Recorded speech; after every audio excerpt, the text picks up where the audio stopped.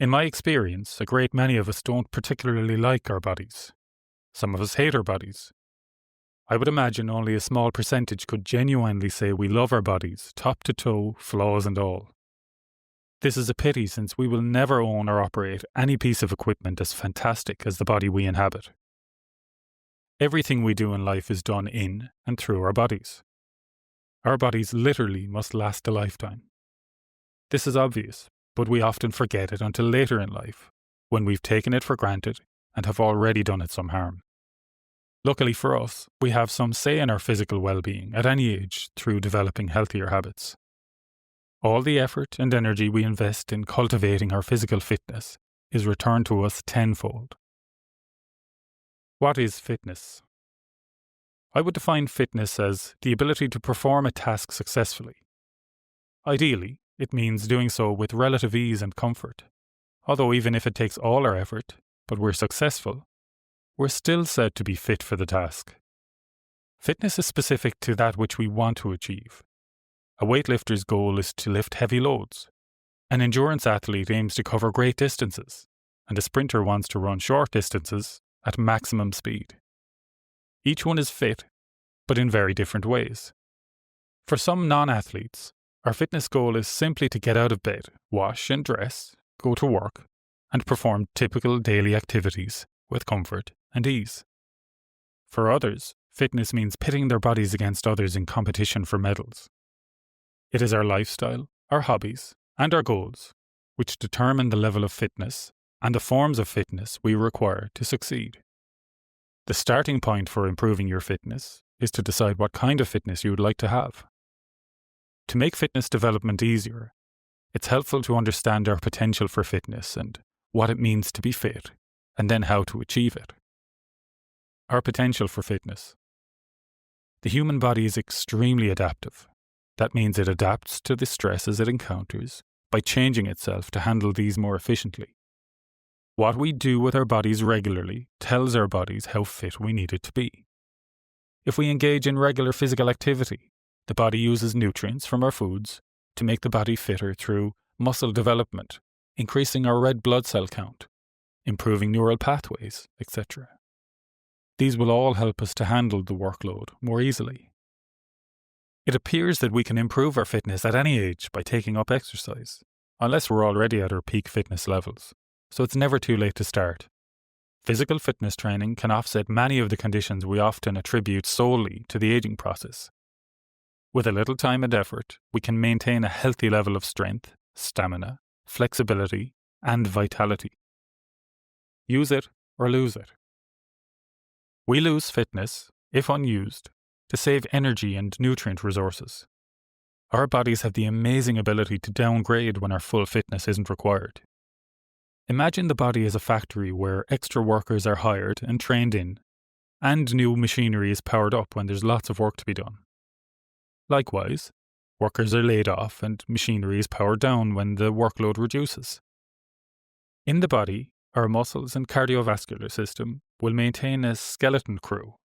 That is the bare minimum needed to manage the workload to be performed. If we lead an inactive life, the body downgrades itself, so we can only expect our workers and equipment to be able to handle that lower level of activity. We will then struggle to keep up if the workload increases a little, and fail if what we ask of our bodies suddenly increases a lot. Upgrading our fitness.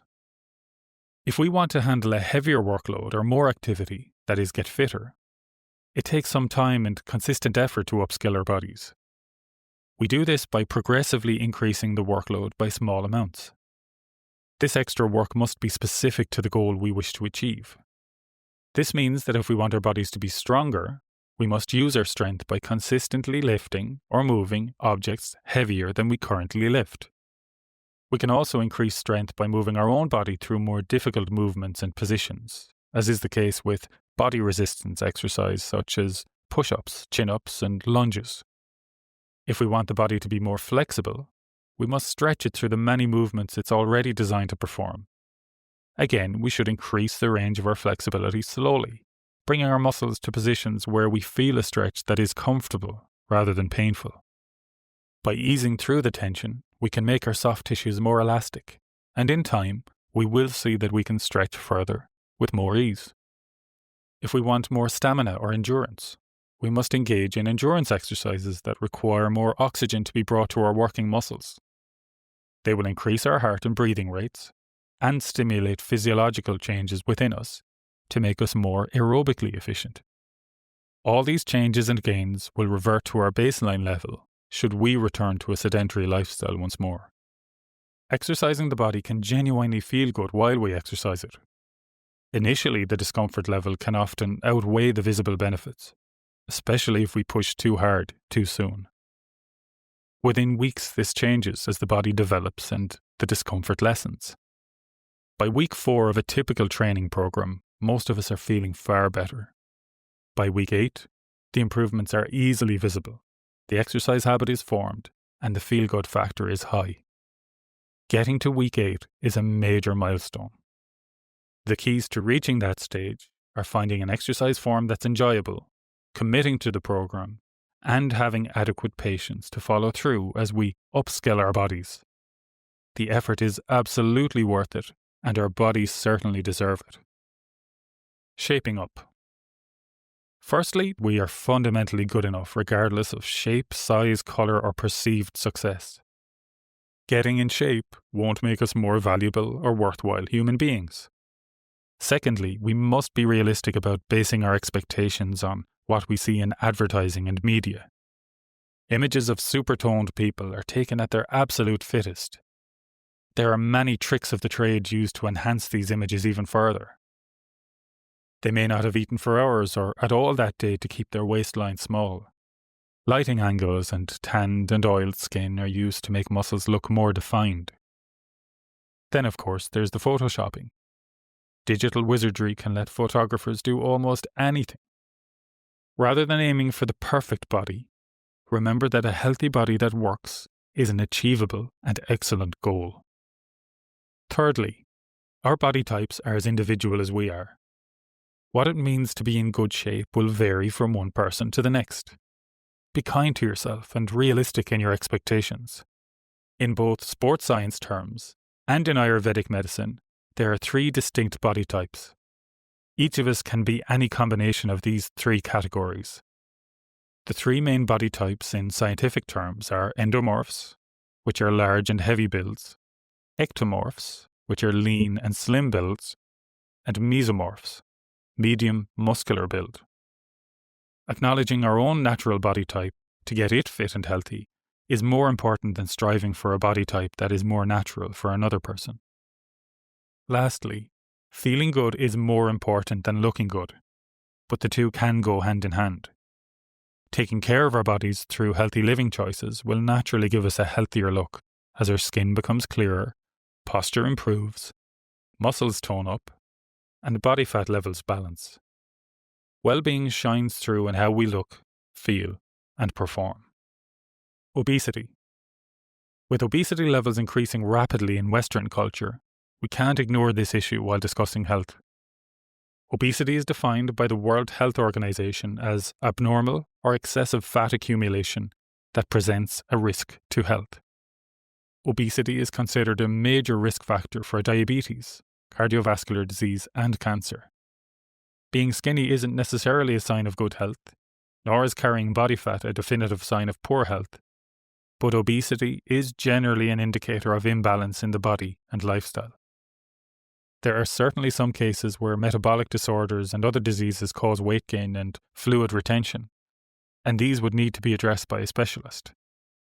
But in general, when we're physically active with a balanced diet, most of the energy we consume is used by our muscles to fuel our movement and bodily functions. When we're inactive, the unused carbohydrates and fats will go to our fat stores instead. We'll only burn off the stored fat when our activity levels increase and our muscles use more fuel than we consume. Again, this comes from our body's survival mechanisms that would have saved some energy as fat when food was plentiful and used it when food was scarce. These mechanisms haven't yet adapted to the fact that human societies increasingly have access to more food than we need, but can survive without moving very much at all. The volume of food we eat is only one part of the puzzle. What and how we eat are also factors. 3 pillars of fitness. Now that we have a clearer understanding of what fitness is and the potential we possess to develop and maintain higher levels of fitness, we can discuss what I would consider to be the 3 main aspects of physical fitness. These are flexibility, strength, and stamina, and are all areas over which we have much control. Improved levels of each of these forms of fitness will afford us more opportunities in where we can go and what we can do with our bodies. Developing them will also affect our physical appearance through muscle tone and posture, while strengthening our sense of physical well-being. When developing fitness, your training program must be geared towards that end. There are plenty of fitness professionals to lead you down the correct path. Do some research, ask around, and invest your time in a good one, then follow their advice.